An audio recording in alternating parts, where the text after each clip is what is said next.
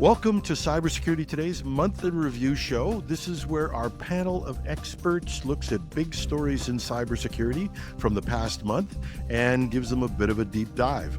And speaking of panels, we have our returning panelists. I'm going to give you a quick introduction to the person, which is their name, and then I'm going to let them give us a couple lines about who they are and what they do. And that's more fun than me introducing them, theoretically at least. So we're going to start with Laura Payne. Laura, welcome back. Thanks, Jim. Great to be here. And honor of you asking us the question, I will say that I am currently the CEO and head of consulting at White Toque. We are a unique cybersecurity company, and we do services and consulting based in Canada. And we have some footprint in the US for our friendly neighbors to the south. And I will leave it at that. Be nice. Yeah. Cybersecurity with your elbows up. It's good. But we have friends. Good. Okay. We put our elbows up for all our friends. There you go. David Shipley. Welcome, David. Thanks for having me back, Jim. Always fun to be here. And for those who don't know me, I'm the CEO of Bostron Security, which is the only Canadian-owned cybersecurity behavior change and culture platform. So we do the anti-phishing fun stuff. And I am a passionate amateur neuroscientist, cognitive scientist, and the resident culture critic for all things cybersecurity today. And the host of Monday's Cybersecurity Today show, which means Jim gets a day off. Yeah. And we have a new guest. Welcome, Tammy. Because you're new, we're going to give you 4 lines to describe yourself. Take all the time you want. Welcome, Tammy. Hi, everyone. Thank you very much for having me. My name is Tammy Harper. I am a senior threat intelligence researcher at Flare. Flare is a Canadian company that specializes in threat intelligence, external attack surface management, continuous monitoring for clear web and dark web. And I'm very excited to be here. You're a researcher. We were talking about this before the show because we hadn't met before. Tell us a little bit about that. Yeah, so I specialize in ransomware and cybercrime. And so I really focus on how threat actors are developing new techniques, tactics, and procedures. How are they recruiting? How are they developing their tool sets? And how are they finding access into companies or into organizations or enterprises? Are they developing in-house like 0 days, or are they purchasing access from initial access brokers? So I try to stay on top of all of their new techniques and tactics. Because it's Tammy's first time in the panel, I just want to say I had the chance to be on a panel with Tammy at the National Cybersecurity Consortium inaugural conference in Banff, which, yes, is gorgeous. But the conference was amazing. Laura was actually there as well, so we got to meet IRL and hang out with the scenery. And she was also, White Toque was a sponsor for this event, which was phenomenal. Some of the top research and really cool stuff. I was like a nerd in a candy shop because they had the poster boards up. And so I was reading everybody's research. It was amazing. And Tammy's outstanding. And a friend of mine, Benoit Dupont, who runs the criminology department at the University of Montreal, was highly complimentary of Tammy. I believe something along the effect of a national treasure. But I have certainly, since signing up and getting to know Tammy, I've now reading her stuff on LinkedIn, and it's now part of my daily required reading because you got a banger of a LinkedIn post out now about a new cybercrime gang has increased their KYAC, know thy customer rules for their affiliates. And they're quote unquote raising their standards, which like I say, I read it like 5 minutes before the show. But now I'm reading Tammy stuff all the time. So there we go. I'll check it out. We'll put a link in the show notes too. You can never learn too much about this stuff. You don't sleep well, but you can never learn too much about this stuff. So welcome to the show, guys. I want to get you started. Who's going to be first? Laura, can we put you on the hot seat for the first story? Oh boy. Actually, the one I had first on my list was the arrest in Montreal. We have a gentleman by the name of Gareth West. He was identified as a heavily wanted person for being the leader of a scam that disabused grandparents and other seniors of about $30 million. So he was wanted in June, and as of this week, they've now arrested him along with a few others. There's still another person out there who is wanted as part of this, but this was one of these cases where legitimate front businesses were set up. And about 2021, they had been floundering, and then suddenly they started looking like they were really doing well. And that's an interesting year to start doing really well in a Real estate maybe was reasonable, but fitness seemed like an odd choice for a business to do really well in 2021 and so on. So that was where he was fronting things, but behind the scenes, he had set up a number of call centers in the Montreal area who were actively targeting and tricking seniors into giving them thousands of dollars notionally for the support of their grandchildren, getting out of scrapes and so on. So it's about a 3 to 4 years that it took to get the person at the top of the chain. But it's nice to see that we are starting to make these connections. And not surprisingly, it's because somebody messed up. And at the lower end of the chain, one of the mules who was moving money cross-border as part of this scam had a fingerprint that was identifiable in a database, and was the beginning of the downfall of the whole thing. So we just like seeing the good guys win sometimes.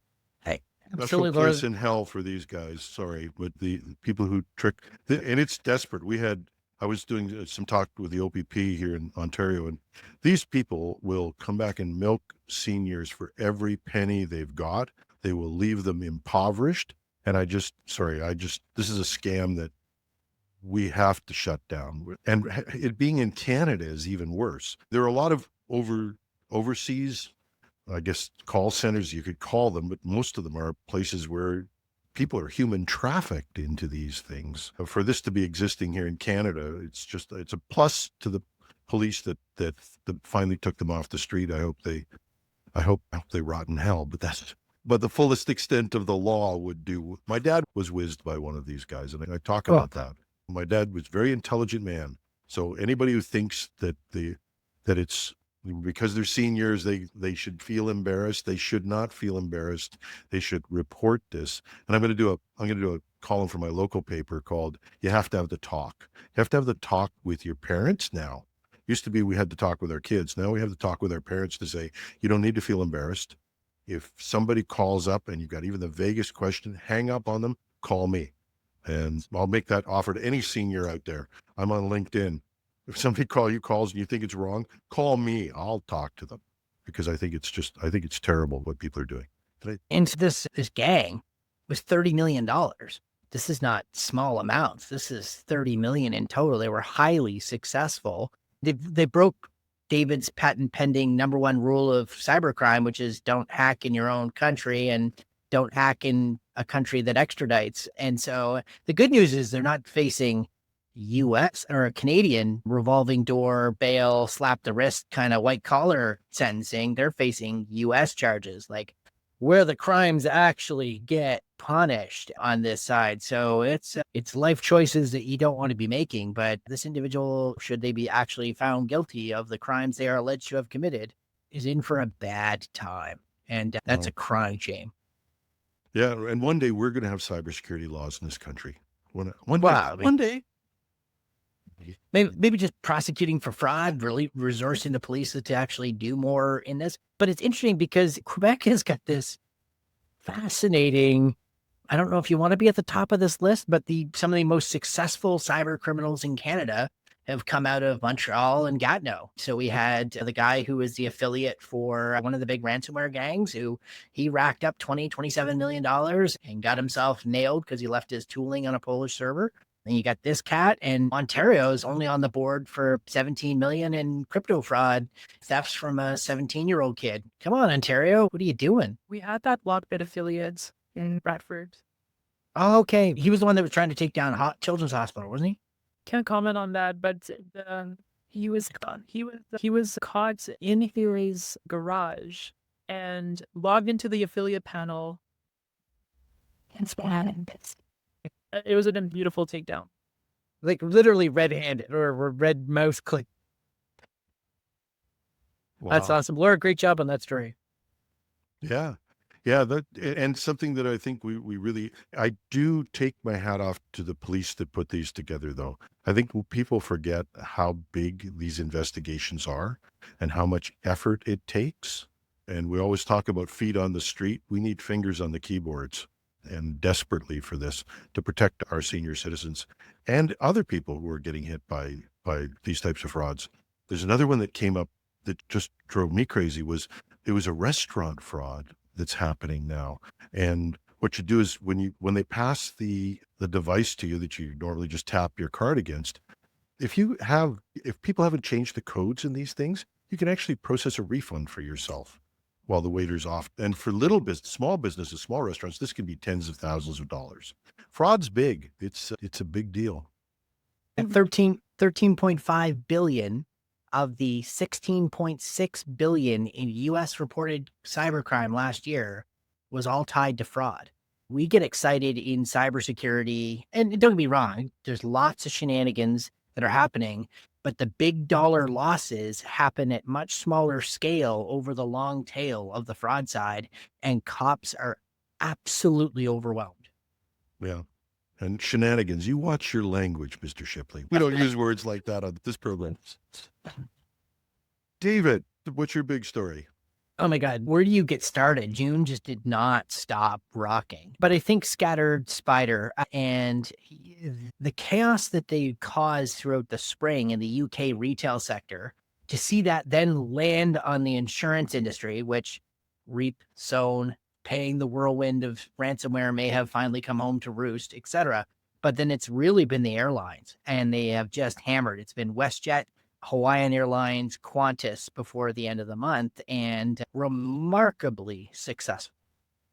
Now, they started with Co-op and with Marks and Spencer's in the UK.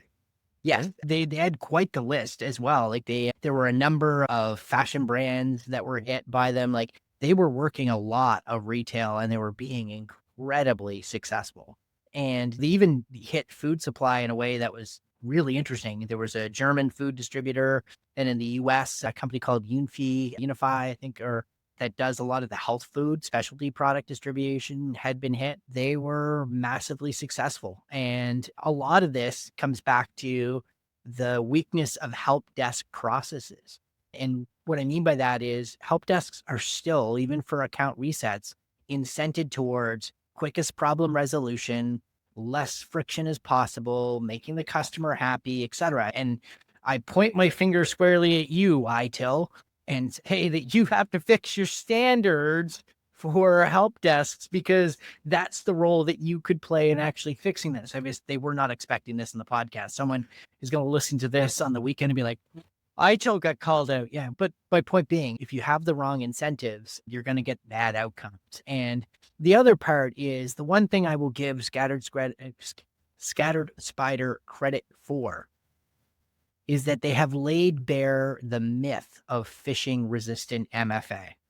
They have shown that we will MFA bomb you, we will use evil jinx, we will do things. And if we could retire that language, that's not to say that MFA is not useful. MFA is incredibly useful for brute force attacks, for just credential stuffing, other things.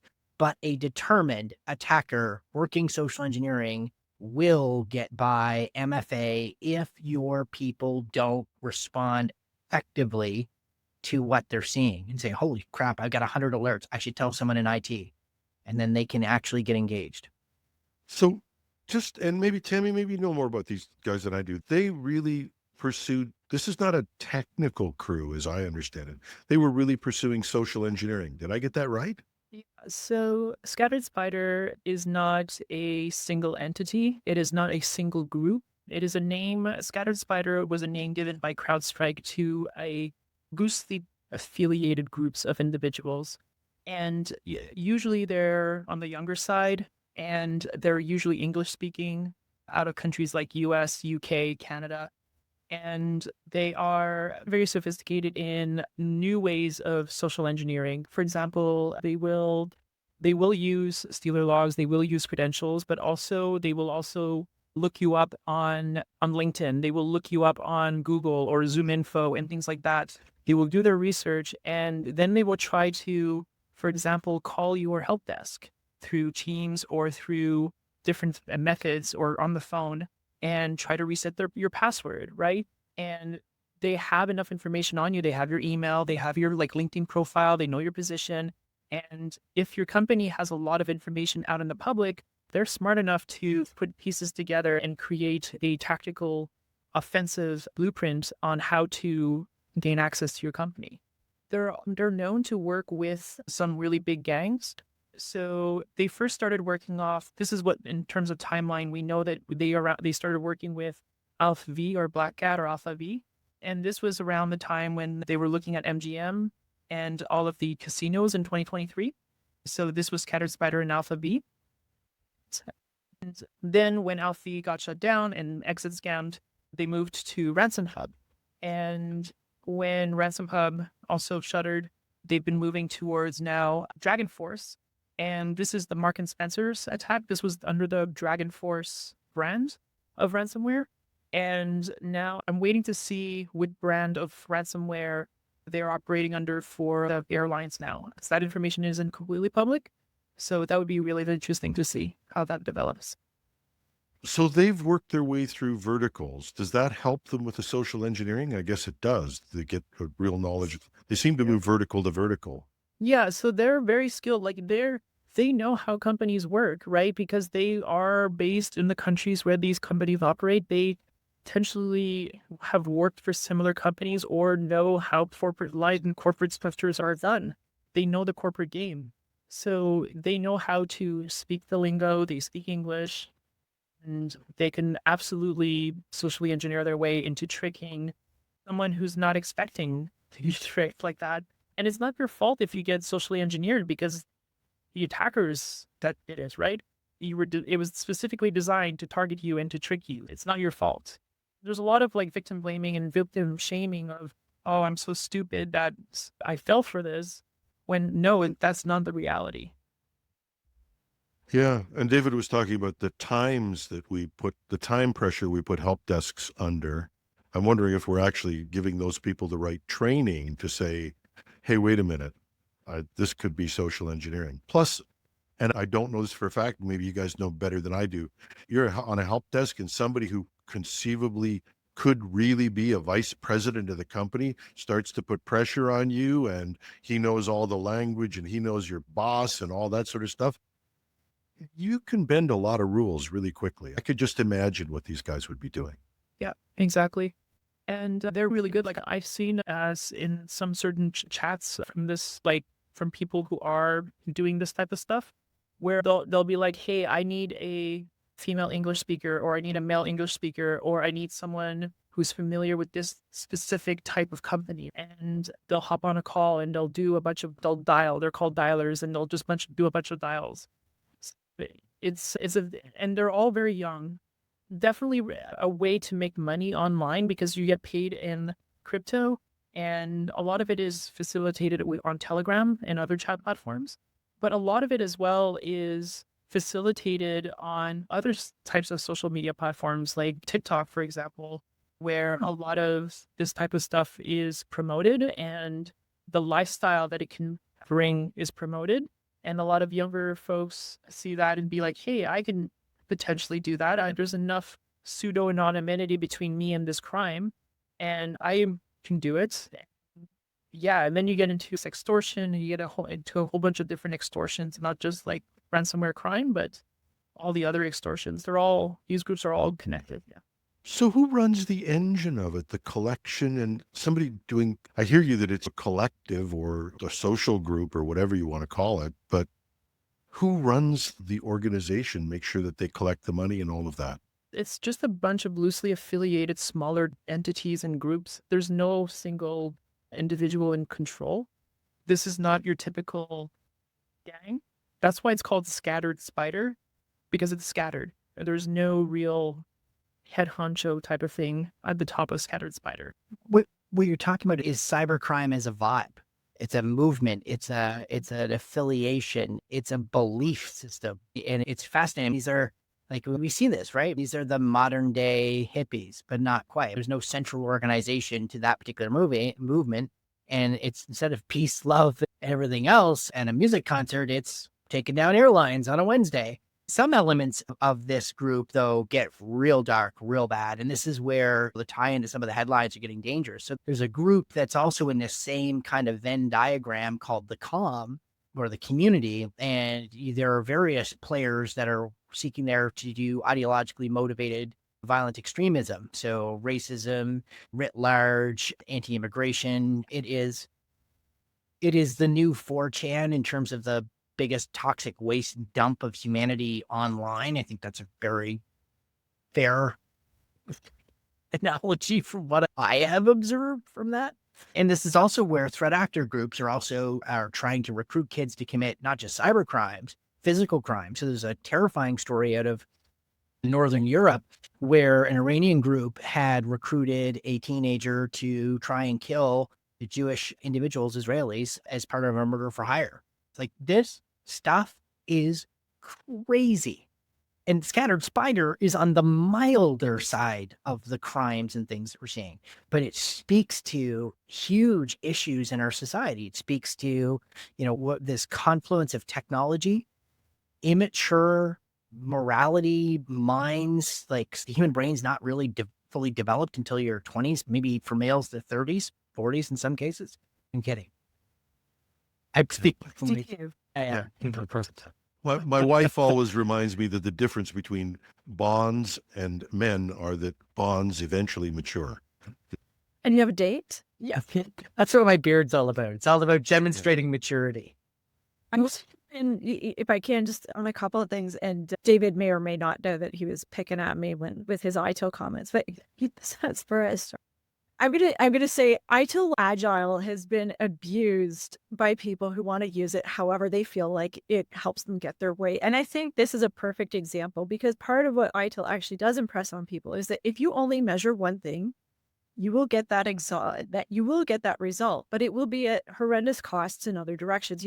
For every measure, you need a countermeasure that ensures that you don't have unintended consequences. And I think this is a perfect example of unintended consequences, right? And poorly implemented ITIL.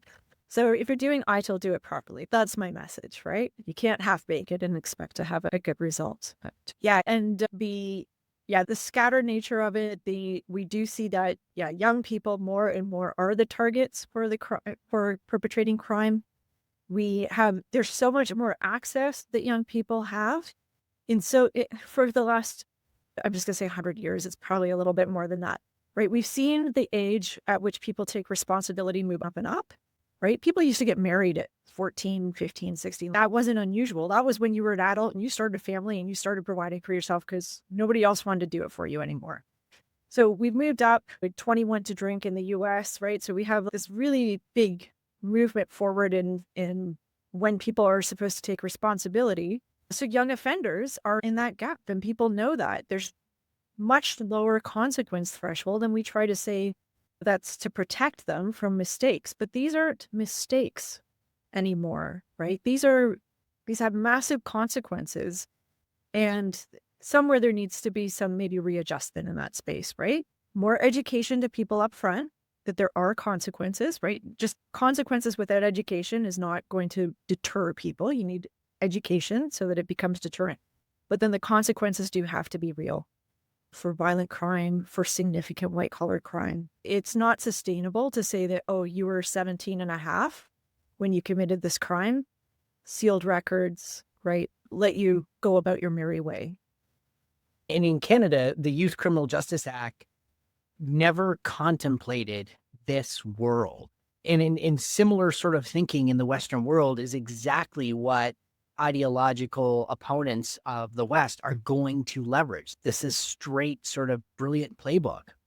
These people know there are no consequences. They make good bank and away they go.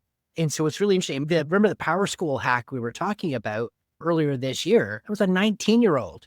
He got caught because as dumb as he is to commit these crimes, he also then used the traceable crypto to buy some high fashion. And I got to point out, very well dressed for his court appearance in the photos that I saw. Clearly, he put the money to good use, but also fashion critic. 8 to 10, but got a nice suit. Possibly 17 years for this. And that's the other side of what Laura is saying, is that our coddle culture is when these people do graduate to FAFO justice system territory, then that's it, that their life is gone. And so we need a big rethink on this, but the comm's not going away. And I think the other driver of this risk, and I know this is bigger than our sort of IT security audience, normal sort of thinking, but I put it to you this way. Unemployment rates in the West for people under 25 are a lot higher than the national average. and AI wiping out entry-level jobs, which is a thing right now, rightly or wrongly, is going to put pressure on that. And you wonder why you had instability in some countries like Greece and other places where you have high youth unemployment. And they are going to rage against the machine, and they have to make money. So we are putting in place the macro socioeconomic conditions that are driving people into the arms of these gangs, and they are going to turn them on us in increasingly expensive ways. It's an amazing business model, though. You have to admire that. They're recruiting from a pool of people who are technically savvy, have time on their hands, can be brought into initial rebellion. I know what you guys, back in those days, I was just smoking pot. Yep. I was like, and that I think was technically illegal at that point. But no, there's the act of rebellion, and you get into that, and then some people just get further and further along with it. And that's something that these groups are good at, and that hurts us all. Yeah, no, and the bill is starting to add up, and it is what it is. Yeah, I guess there are other stories. Can I just, Tammy wants to say something. I can tell, because I'm watching you. I wanted to say this, and this trend of seeing threat actors recruiting younger and younger, it's actually something that we're seeing us also online more and more. Specifically, for example, a group called Quillen.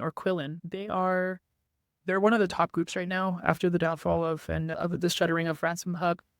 And what they're doing is there is right now a bit of a lack and a gap in a vacuum for the really top performing affiliates, like the top level red teamers.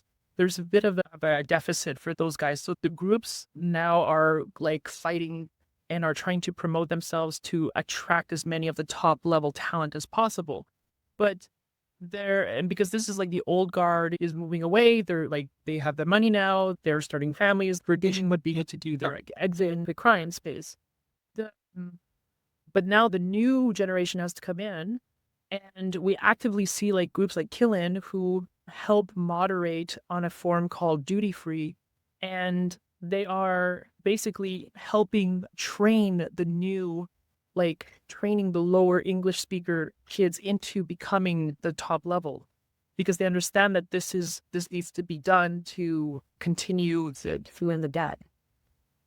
What I wanted to say is, when these kids do crime, we shouldn't necessarily, depending on the crime, this is case by case, we should try to incorporate them into some form of program of rehabilitation, similar to what the NCA did with Intel Broker in the UK, where he is incredibly intelligent, troubled, but incredibly intelligent, and they saw this, they recognized this, and they put him into a training program for the NCA, and they were able to keep him under their radar for about a year or so.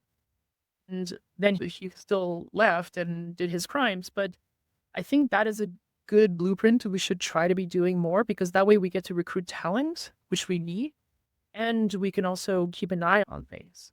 Well, I love what you said, Tammy, but I'm absolutely terrified, because what you're telling me is Quillen actually has been listening to all of the security influencers, keynote speakers, and everyone saying, hey, this multi-million person unfilled security jobs is because you want 7 years experience in a 3-year-old technology, and you're not willing to train the next generation up to fill the jobs. And criminals went, you have a good point. Let's implement that. And meanwhile, back in cybersecurity defender land, we're still going to the same keynote. Remember, you guys want to drop it down on us? Because I feel like criminals would have a regulatory body that would make it much more difficult to get the initial hires done. Yeah, they need an HR department to slow things down. So what you're saying is the criminal gang does not care about your badge from insert credentialing organization XYZ that charges $6,000 for this forensic course, but they train them up, put them to work, and promote based on skill. What a crazy concept. Last I checked, they don't even do a background check. But on the serious part of this, though, even if the jobs were open, the entry-level jobs of staring at a screen and responding to all of this sort of stuff, that doesn't have the excitement of you're going to be a hacker. And maybe we're thinking about this wrong sometimes. Maybe it should be guys my age that you get to watch the screens. Have a glass of wine. Maybe, I deal with a few things in there. No, but we're I just can see maybe the we're not newspaper ad now, Jim. It's, do you like to watch security footage in your condo building? I have a job for you. exactly. But Walmart reader, sock operator, Walmart. Yeah. But it's not only that we're not training, that we're not accepting people in that experience, we're not training them. Maybe we should give them a little bit of excitement in what they do as well. Because it's some of these entry-level jobs, I'm sorry, but they're mostly dull They need a clear path or objective. Like, you put up with the boredom as a young person because there's a next step that looks pretty interesting. Yeah. And there's that dangled promise, right? You put in your time and you get to the next step. But that loyalty, and it's two ways, right? Employers to employees and employees to employers is practically non-existent. So there's no longer the promise, if I put in my grunt work time, that I get that next job. And so, yeah, there's a lot of big problems to go around. How do we deal? And I think what you want to get to, I'm sure, is the question of how AI is adding to that effect. David wants to get there. I made my digs earlier. I will note fascinating reporting and academic studies coming out that AI is perhaps making us stupider because of cognitive offloading. But I know Jim will probably not let me get away with it. I'll probably pursue you on that one. I think we were stupid 10 years ago. Trust me. The people who are stupid are still stupid. But the issue, though, of this is, and I think it is a realistic one, is not, we're in a period of social transformation. It is going to happen. I'm sorry, I don't believe Sam Altman that when he says that, don't worry, everybody will get much better jobs. We're in a period of social upheaval, and this is going to cause problems. We as cybersecurity professionals can't solve world hunger or the problems of the world, but we need to be aware of the fact that this is going to be something we're seeing sharper, brighter. These are kids who are really good at what they do. They're being recruited well, and this is going to hit us over the next couple of years for sure. And I don't even know if you need youth unemployment for this. This is still flashy. It's exciting. And it's a better career than an entry-level job. And these guys are good social engineering experts, and they're going to social engineer their way to get recruitment. Now, the thing is, what I'm saying, though, and I think came out of this loud and clear, is maybe we should start taking some of this, learning a little bit about this in the way we recruit. Yeah, no, I think it's there. I think for other stories, this got notified on July 5th, but still, I think we can tie into our month in review is we just had our asteroid pass close to the Earth / colonial pipeline / holy mother ransomware attack with Ingram Micro, July 5th, which I will note they're back up and running 4 days later. And I believe that's a record. I can't believe this. They got hit Thursday and they're back up. I'll buy stuff from Ingram Micro just on that alone. Hey, this is textbook of what we should be aspiring people to talk about. They got a little bit of flack on Reddit from their community because the initial communications were down and no one was talking. Take that in for what it is. But I have seen governments, U.S. states, with a move it breach, wait a few months before they fess up they lost everybody's driver's license. So with that as a comparator, still pretty fast turnaround on this. But what scared the hell out of me was this is a company that's integral into the supply chain. This is this fourth party risk because they're a broker for cloud services, Microsoft 365, Azure, Dropbox, etc., to MSPs. And so the idea of a really good hit at that level that potentially could have gone on for a time based on the bragging notes that the group was putting out there, which I would still love to see more transparency keep coming from this, Ingram. You're doing good, but don't stop. That could have that makes Kaseya, which itself was pretty scary, look small potatoes. So one, I am blown away. I'm not blown away that they got hit. Because anybody in 2025 that's, oh my God, clutch the pearls, I can't believe someone got hit, man, dude. NSA's been hacked, CIA's been hacked, like everybody, man, it happens. I have not seen anyone recover that fast. If we had Bob Dylan now, he wouldn't be singing "Everybody Must Get Stoned." He'd be saying, "Everybody will get hacked." That's anybody out there over 60 who remembers who Bob Dylan was. But this thing, two things about the Ingram Micro thing, though. One was interesting and funny for me, and that was how fast Palo Alto got on there and went, "Not us, not us." But they did a great job of communicating, and Ingram Micro gets an A+ for recovery and like a D- for any sort of communication. I looked at their website. I couldn't see a darn thing. I found out more from stuff that Bleeping Computer and others had gotten. That was how they got their message out. They could have got an A+, knock it out of the park, if they had a great plan and a great communicator that had stepped up. That would have been just absolutely first rate in there. Sorry. And often, in my experience with tabletops, the comms people aren't in the tabletop, right? What? Hey, yeah, no legit. Like a lot of legal's there. You want to bet legal's there. The security team's there. Compliance executives there. But oftentimes, like comms is not given the amount of thought that it needs to be given in these conversations. Yeah, trust me. Like, been around the block. I trust you. I must confess, I get more and more into the journalistic side of this and less into the hands-on side of it. I haven't worked in a large company for several years, but you don't bring your communications people into your red team, blue team. They'll say, "Oh yeah, we have a plan for that," but they don't exercise them in that or really dive into it the same way that they dive into everything else.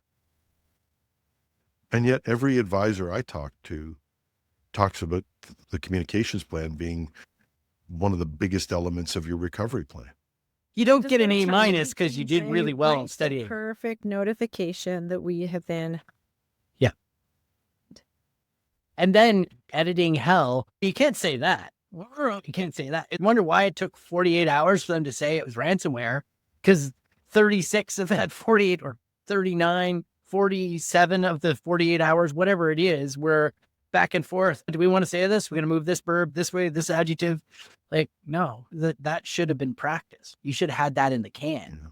If you get those people, throw them out of the room. There are really good professionals out there. We've had some of them on the show who are great at communication, are lawyers and understand the ramifications of what they say, and still will tell you, be honest, be straightforward, and get out there. And matter of fact, everybody who's done this well has probably been on the edge of the legal thing of saying, a good lawyer will tell you to shut your mouth on this sort of stuff. You get points for being straight ahead and saying, we got hacked. This is something, we're working on it. We'll tell you everything. I don't know. Tammy, you look like you want to say something on this. So companies that recover really quickly at what you want to do. And when it comes to incident response, I think you need to have, like David said, you need to have a clear message.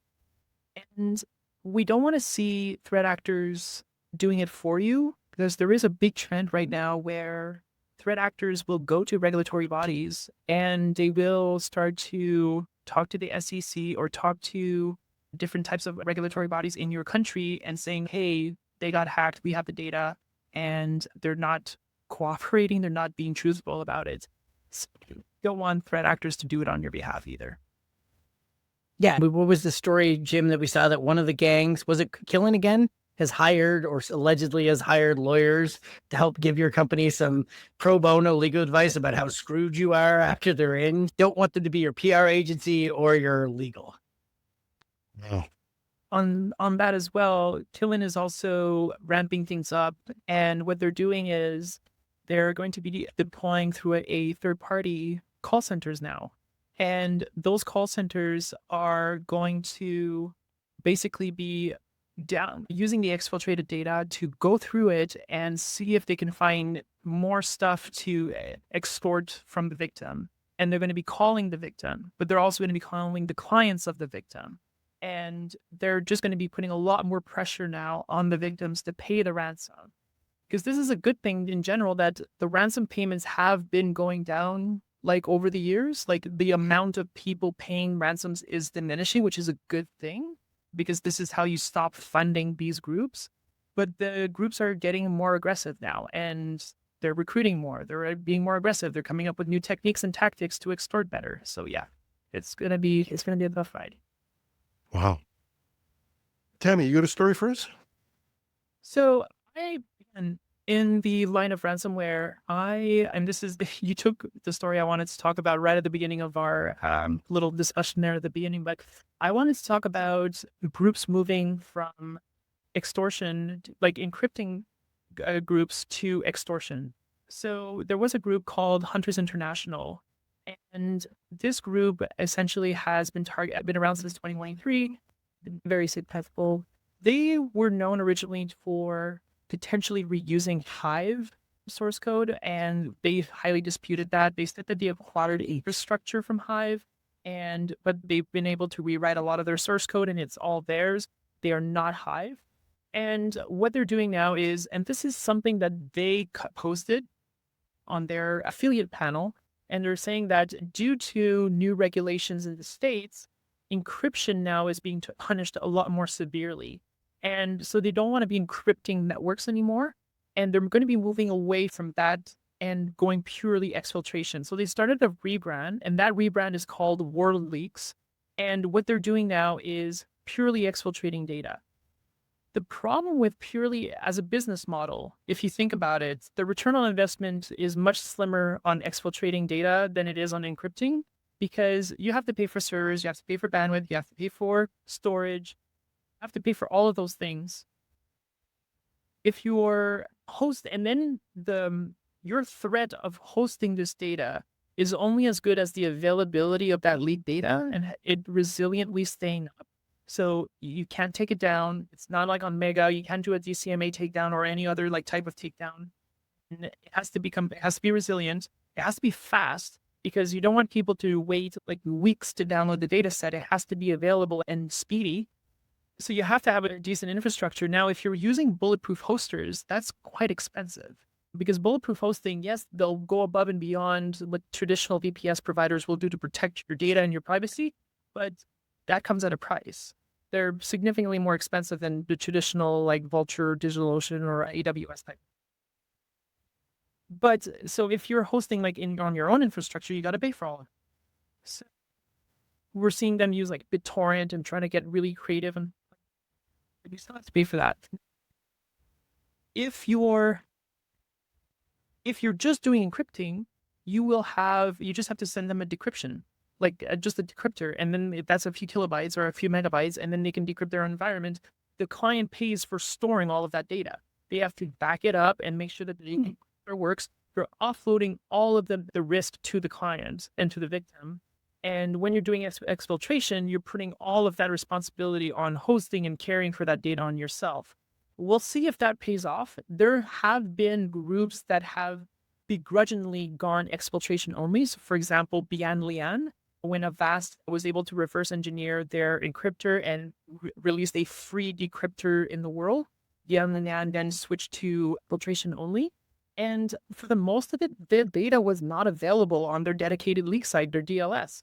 If you had to go back and download it, like if you weren't downloading that data set within the first initial days that it was up, you could not, it was not archived, and you could not go like 2-3 months down the line and pick it up. It really dampens the threat of saying, hey, I'm going to leak your data, but it's only going to be available for a couple of days, and it's going to be really slow, and probably only 4 people are going to be able to download it. So it's interesting to see what happens with this new. Doesn't sound like a great sales pitch to me. Exactly. But this whole thing of encryption versus exfiltration, I haven't seen any legislation or anything that I've heard of coming out of the US. Now, the way the US regulates is some guy in an office somewhere wearing orange makeup goes, do this, and they do it. So you never know. But the issue, this seems to be something that they must firmly believe, because they've done a lot of movement, and they even gave away their original encryption keys, didn't they? So they even allowed people to decrypt their data. So maybe they know something we don't. Yeah, I haven't seen any specific regulations specifically targeting encryption, but they mentioned that it was classified as an act of terrorism now, but specifically towards critical infrastructure. This is not if you're attacking mom and pop shops or like businesses and private businesses. This was only specifically towards critical infrastructure. So think hospitals, think things like that. So But a lot of groups don't do that anymore. They have it in the rules, their affiliate rules, that you're not allowed to attack like CIS, ex-Soviet, ex-USSR states and countries, and you're not allowed to attack hospitals or governments and things like that. So a lot of these groups have rules, but now encryption is a new one. A new rule that we're also seeing is you're not allowed to attack BRICS nations. So that's like Brazil, that's Russia, India, South Africa, China. So that's a new rule and a new restriction on targeting. The main reason for not targeting BRICS is simply for monetary payout, because those countries tend not to pay out as much, and they want to focus their affiliates' attention on the Commonwealth and Europe and like Australia. Even hitting Australia is really hard now since the Mediaid breach. So that's a really tough market. I think David mentioned something like that a little earlier. And so it's a really interesting ecosystem now. And see, Before I make a joke for it, I think you were going to add in, or we're looking on some of these shenanigans.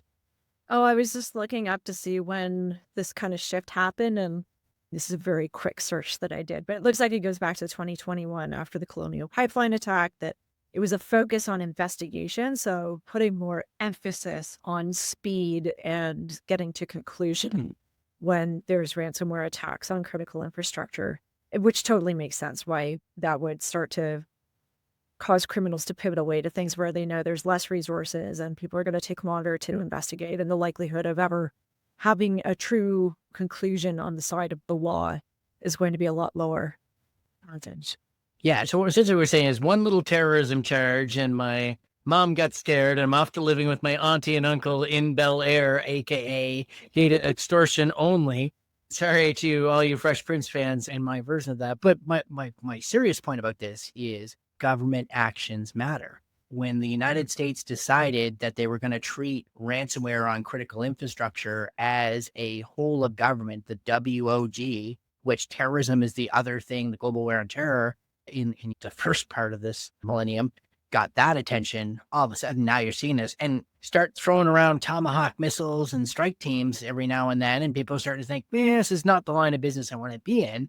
And on the Australian side, the Medibank hack that you mentioned, Tammy, that was horrible, right? 10 million people's detailed health information. The first thing they leaked was everybody who had a reproductive health procedure. The second thing they leaked was everyone's mental health files. And Australia said, that's it. We're done. We're out. If we can't get you with cops, we're going to break your stuff and we're going to change our laws. And they've gotten serious about no money's coming out of this country. And what was funny, on one of the Russian forums, there was this long post, and I still chuckle about it because Tammy knows the one I'm referencing. It was like, guys, I think we ruined Australia as a market. Yeah, you did. And dear Canada, take the Australian method because you don't got the cruise missiles for the American method. Yeah, and we'll spend $1 billion in Canada to get a pound of fentanyl. So, like, we could actually pass some laws and maybe even put some money behind enforcing and seriously enforcing these laws, because it seems to be having an impact. And they're going to get a really heavy penalty for this. It might discourage some of them. Yeah. So the good news is C26, aka the never-ending law that David spent 2.5 years of his life, besides running a startup, pounding away on and testified 3 times about, because I'm not bitter, I'm absolutely bitter, that it died because of a typo, is back. Yay. Because we are a serious country now with a new serious prime minister that gets serious stuff done, it'll wait till after the summer break. Not that serious. And still, yeah. That's pretty good for Canadian politics. That's almost as bad as the parliamentarian that looked me dead in the eyes and said, Parliament moves at the speed of Parliament. And to which I replied back to them, I said, hackers move at the speed of digital. Guess who's winning? So, to your point, Laura, it is good that they got the first voters reading in. Move at the speed of throw you out. Yeah, I wish they would do more of that. But in all seriousness, this is the consequences coming on the critical infrastructure side. The downside of it is they still have a gun pointed at the head of CISOs right now in terms of individual liability, which has got a whole bunch of people who are in their 50s going, my net worth is X, this will wipe me out. I don't want to do this job anymore. So I'm having some conversations backroom in Ottawa and very vocally, publicly right here and now saying, this is really dumb. Could you please work this out before you finalize it? Now that we've got some more time, but yeah, consequences are coming. I do think I'm going to get on my favorite hobby horse, and I'm not going to say this is the last time. Stop paying the ransoms, ruin the business market. Don't pay it for the extortion. Don't pay it for the encryption. The only other thing I can hope for in the world of crime on crime is that Tammy, I loved your story about the cost of hosting all this data, is that some criminal groups start targeting the leak-only groups and encrypting their shit and ransoming them, because that would be amazing. There's an interesting story 2 months ago when Ransom Hub was missing and were MIA for a while. Dragon Force was trying to make a name for themselves, and they spin off and they started to say, hey, we're going to start a cartel. And this is basically a fancy little thing. We're going to white label our RAS infrastructure. And if you want to start a new group, basically you use our payloads, you use everything that we have, you use our infrastructure, and we'll just put your logo and your brand all over our stuff. And you'll have your own onion site and everything. And so what they did as part of a marketing campaign is that they started to hack smaller groups. So they basically hacked a group called BlackLock, and their logo on their DLS site. And then when it came to Ransom Hub, they're like, hey, we're posting Ransom Hub right now, and we hope that your group follows us along and all your affiliates come to us. So yes, there is a lot of infighting with these groups. You love to see it happen. And a lot of better marketing than I've seen in a lot of companies. So here's my story. I'll wrap up with my story in this because I know David loves to hear about AI. And I don't worry, David, I'll say something negative in this. You can relax. Everything in AI, if you've been following it, has been agentic. And it is the marketing end of AI. And that is, and for those of you who want to know what agentic means, basically means instead of just asking questions of a chatbot, these things can take action, but not as an algorithm, not as a simple program. They will develop a strategy and they will go and execute it. And that's been the big thing in AI. The second thing, though, that's come up, and it's been very recent, is the start of integration with enterprise systems. And there's a couple of things that have come up. Model control protocol from Anthropic, which has been a way to integrate with software. Google has recently just released a whole toolkit of this. And the Linux Foundation, I guess it is, has also put together what they call A2A, which is another way of communicating. The bottom line is, for anybody who thought, oh God, let these guys play with this off in their own office, they'll never touch the enterprise systems. Those days are coming to an end. There will, as I've said, when you put productivity and profit versus security loses. Now, these are actually, in my mind, good things. They are things that will allow us to integrate with our enterprise software, be able to do things that we could never do before. However, this run and break things attitude that's out there could be a little bad. Anthropic, bright guys, introduced their MCP, or model control protocol. It has now been adopted by everybody. They're very sharp people. First couple of weeks out, they've got a 9.4 out of 10 vulnerability in their MCP toolbox. Now, and if anybody wants to know how easy it is to hack an AI, it is, there's just so many How do I hack thee? Let me count the ways. You can do prompt injection. You can do all kinds of things. These are still notoriously loose pieces of software and easy to get into. My favorite hack, and this is if you want to know how extreme this is, my favorite hack is that you just flood them with bullshit. Now, I'm using bullshit as a technical term. You actually just give all kinds of jargon and fancy words and all that sort of stuff. The same thing you hear at a corporate marketing presentation. And you just fire all those words and bury your command in there. And you'll get, one group did this and they beat almost every LLM. So what I'm saying is, we're not as advanced in security on the LLM models as we need to be. We're running a little too fast on this, but sorry, cybersecurity professionals, that's the world we're in. We need to start to get ahead of this and start to talk about these issues in our companies and start to roll this out. You're not going to get by being Dr. No. It's just not going to work. We have to start having intelligent discussions about the dangers of AI used improperly and how it links to the enterprise.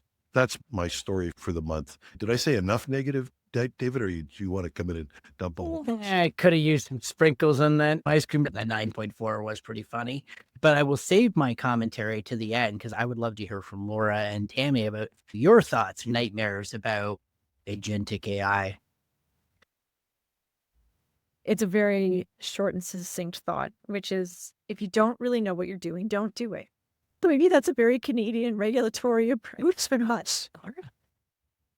But why would you, especially if you're in I get it, for startups, like you're doing things that are new and different and whatever, go to town. But like you're an established business. You have clients who depend on you. Are you willing to bet the farm on just letting whatever these are loose? Like you wouldn't let an intern loose in your environment. Why would you let this stuff that has no ethics or morals attached to it? Anyway, it's not that I'm the Department of No. It's like just everybody needs to be at the table thinking about it. It's not the CTO's job. It's not the security person's job. It's really the business needs to think about how bad is this going to be if it goes wrong? So let's make sure we do our best to do it right. Because it's not worth losing your business and impacting all of those other people who will also be impacted if you lose your business over wanting to play with the flashy new toy or hoping for a productivity gain. Because I think that's the other thing too. It's not just that they don't know what they're doing on the setting it up properly side, but there's an awful lot of not knowing how it's actually going to turn a positive result for the business as part of it as well. So two things. I am going to steal what you just said for a t-shirt. And I think that, Laura, is a phenomenal positioning of how we need to. I've heard people say the Department of Know-how, but the Department of how can we do this? I love that. But I'll make my other analogy in a second. Tammy, I'd like to get your thoughts. On the subject of Anthropic, also this happened in June. Anthropic puts their AI, their agentic AI, in a vending machine. I don't know if you've heard that story. No. Or saying, okay, so you are a business owner, and what you need to do is you need to make sure that this powering what people want, and you need to be great at this. And again, it was not ready, and people started asking it for tungsten cubes, which are worth hundreds of thousands of dollars. And it was basically stockpiling tungsten cubes and selling them at a loss. And people were able to hack the knowledge of it and basically make sure that it couldn't understand supply and demand properly. Yeah, so putting that type of intelligence, or if you can really call it intelligence, it's more like of a predictive engine of what you might want to get out of a response as close as possible, to then put that into and integrate that into your enterprise data, which you've worked so hard for, and then having it potentially read and write access to it, and then talk to clients on your behalf. That just sounds like a nightmare. And even if you're trying to put guardrails, but if you're depending on the AI companies to put in guardrails for you, it's not going to work because they don't know what type of guardrails you specifically need for your company. So we need to have a lot more transparency. And this is where I'm getting to the point where I wanted to get to is we need something called AI bombs. And so these are AI build up materials. So this is sponsor. And so this is basically going to tell how your agents are trained, what the data sets are. And this is basically going to tell you everything that you need to know about the implementation of how these agents are going to be used into your corporation. And we need more support for stuff like this because there needs to be more transparency from these agents on how things work under us. So here's my analogy about what's currently happening with the world of generative AI, particularly large language-based AI. They hovered up every single non-password protected piece of content they could possibly get over the internet, good, bad, horrendous, and even worse than horrendous. On the whole, they vastly underpaid the folks trying to weed out the awful from that. And they just rushed it, underpaid it, traumatized the hell out of these unfortunate individuals, repackaged it, and published it out. This is the equivalent of a garbage dump. Now, what they're selling us is a beautiful urban environment. Think Celebration USA for urban geographers. I know that I just said is a horrific example of a beautiful environment, but I'm being very stereotypical, the perfect idyllic suburban kind of environment. That's what they're selling us. But it's built on top of the garbage dump. And right now, every now and then, we get a sniff of what it's actually sitting on top of. And we're like, oh, this isn't what I was expecting from my beautiful, ideal sort of, this isn't what you sold me. And sooner or later, we're going to have a methane explosion in our little Celebration town analogy on this. And it is going to be awful because garbage in, garbage out eventually. And I think the overpromising of this industry is going to be, for this generation, the dot-com boom. That isn't to say that in the long run, Jim is wrong. In the long run, Jim is going to beat David. And I'm just going to admit that right now. This is not it. That we can learn from this, prepare from it, get better at it. I have my eye on the kinds of companies that are building something. And these are the ones that are building visual systems that are a different branch of AI, that are understanding the world we actually exist in. And the way that they're building those models is how the human intelligence developed. And if they crack that nut, it's going to blow this stuff out of the water. But this stuff, as it's currently being rushed to be sold in the gold race, is a dump with a Celebration USA built on top of it. And when it collapses, it's going to be worse than the little vending machine. From the ashes of that, the next thing is coming. But in the short term, that's not to say that you can't live in the town, but you're going to get some weird smells, and be careful what you build on. I'm going to throw my fun sarcastic comment on, which is, don't worry, David. We're filtering out the real content from entering the AI. Cloudflare has announced that they are putting up the first AI blocking capabilities to keep owned content that is intellectual property of certain people from being scraped. So it's only going to get better for the garbage in the dump. But to Tammy's point, and I love this, I hadn't heard of the AI bill of materials. The problem is the lack of ability of transparency about what got into the model in the first place. And in credit to Jim, as a handover back over, I actually heard of an ethical generative AI company. So they're actually building licensed content model based generative AI video solutions where they paid for the right to actually use the material. And their hope is that this will be much friendlier to creative types by saying, hey, we recognize this is how we could do this ethically. So maybe less garbage.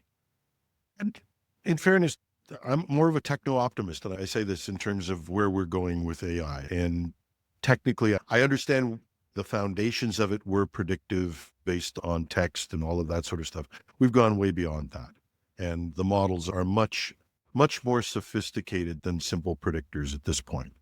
The fact is, we don't know what happens in most of the models. And that's a scary point as we get through it. My problem with this is not that this is going to follow the same curve that Gartner has been showing us. We'll get overhyped. We will come crashing down. We will work our way out of it. The problem with Gartner's model is you'd never know where you are on that curve. And so let's take that off to the side. The point I'm making, though, is I've been doing this for 40 years.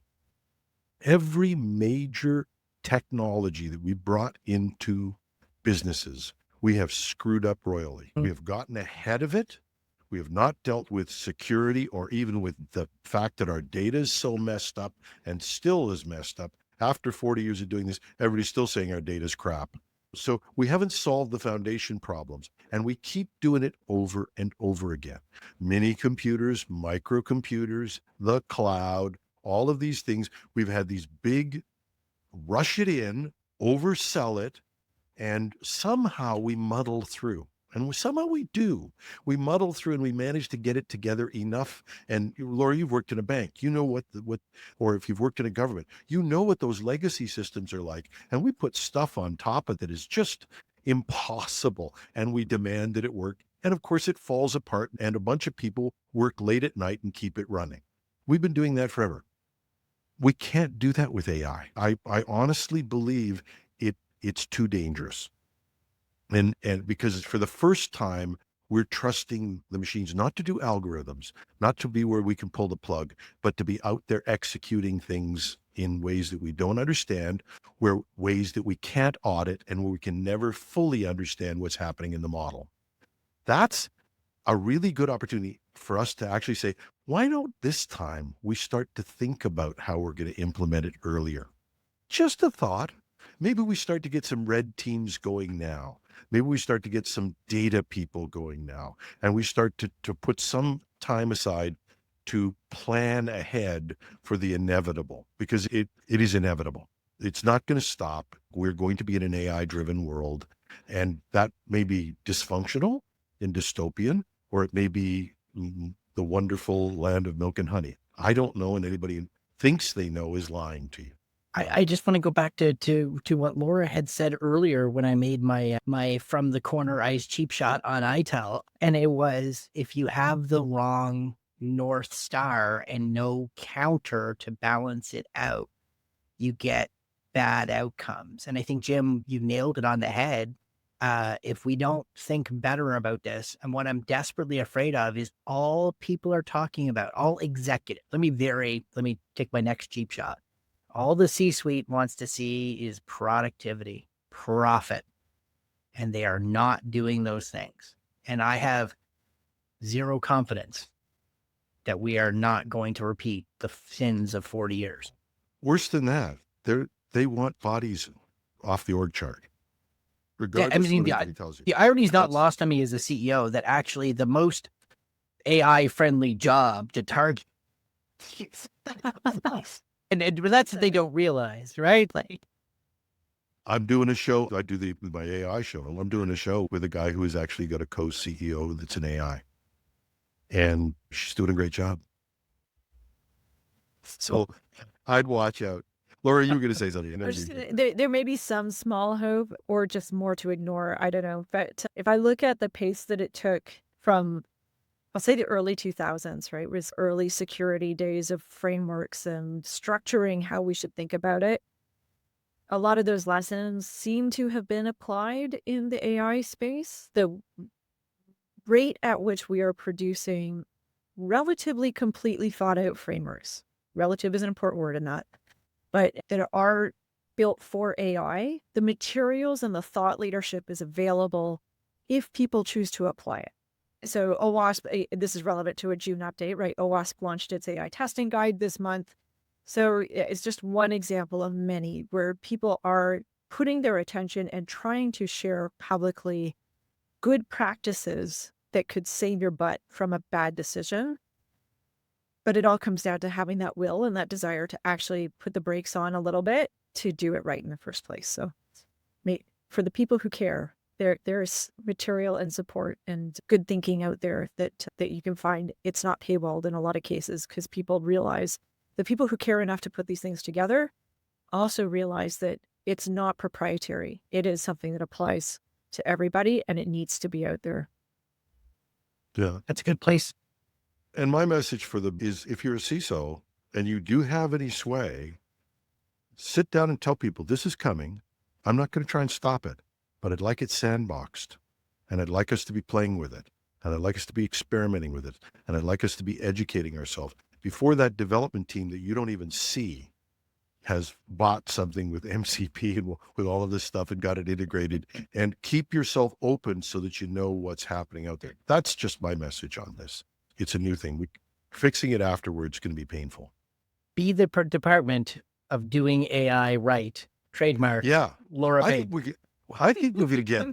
No, but I think doing it. We're gonna get this T-shirt together, and we'll start to do merch on this. That'll be one way to make money on a podcast. Tammy, what did I sign up for? Yeah. Thank you. Thank you for coming. This has been mild. Thank you, everybody. That's our show. We'll call it a wrap. To the audience out there, send us a note and let us know what you thought of this. You can write me at technewsday.ca or .com, and you just use the contact us form on the website. Or if you're watching on YouTube, you know what to do. Make comments under the video, but be nice or not. Doesn't matter.